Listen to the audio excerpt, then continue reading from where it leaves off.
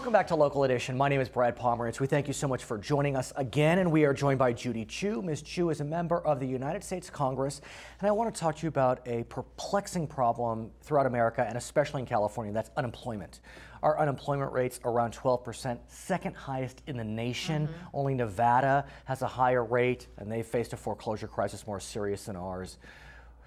Congress has not been able to pass a jobs bill, whatever that means. Are you looking toward the passage of some types of jobs bill that will help bring employment to our state and our country? This has been my #1 focus. I think that we should be focusing on jobs, and then jobs. Right. This is what people are asking for, and I think that is the thing that will stimulate the economy. What can the federal government do, short of a stimulus package, which we understand nonpartisan analysts have said helped bring jobs? Yes. Stimulus is done. I don't see another one coming. What can we do? I think that we needed an infrastructure bill. I think that we should have put money into transportation and into the rebuilding of schools, as President Obama has suggested. Let's talk about transportation. San Gabriel Valley, the entire metro region has been really looking towards getting federal funding. Mayor Antonio Villaraigosa of Los Angeles has looked for a 30-10 program whereby the federal government would loan money so they could spend money more quickly. Even the president has talked about an infrastructure bank. In today's Congress, do you see those initiatives moving forward? I think that those are the projects that we need. I sure hope we can get the bipartisan support, because that's the only way that we will be able to get the funds necessary for a 30-10 plan. And when you look at the super committee, we know they're going to look for more cuts, and there's a fear in California that those cuts will focus like a laser beam on high-speed rail. And our state has really been counting on federal funding to support high-speed rail, the construction of it. What do you see? What do you hear? Well, I just hope that whatever cuts there are won't take away from something like that. It is really important to make sure that we put funds into our aging infrastructure, and it will provide so many jobs, especially in the construction arena.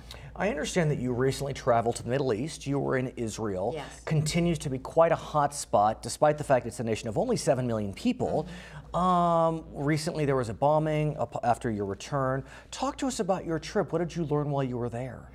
I learned how difficult the peace process is, and now I understand even to a greater extent the difficulties in reaching that process. But I also see roads ahead. I see where we can have this two-state solution, which is, I think, what we must pursue in order to get that peace. Did you travel to either Egypt or Tunisia, where we saw some revolutions, just to say, you know, in the past spring?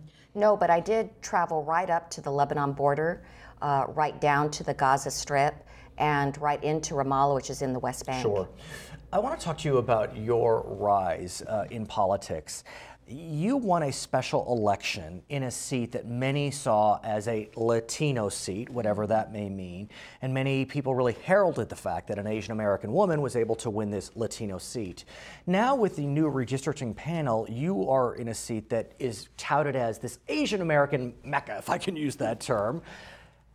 Do we even need that anymore? I mean, there's Judy Chu winning a Latino seat. Do we need to be so concerned about racial divides and boundaries when you're winning seats, no matter what the racial makeup is?